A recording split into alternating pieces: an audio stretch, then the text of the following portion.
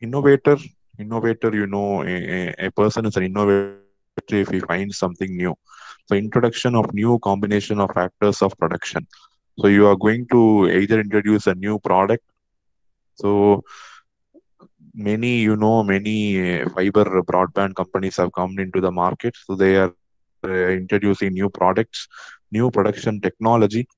You are not creating the new product, but you are creating the methodology which is new for that product.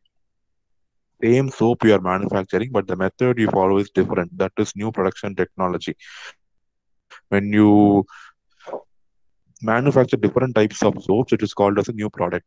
Okay, next one, new market. So your business is only on soaps, but you again focus, you venture into deodorants and other things. That is a new market, new source of raw material. Usually you use raw materials coming from your country, but now you are going to import the raw materials from outside. That is new source of raw material and new form of organization. Completely the organization itself, you are going to make it as new. You are going to change all the practice, old practices which are going to be followed in the organization, and you are going to completely remodel your organization. So this is going to be the innovator. Innovator need not be just bringing a change in the product.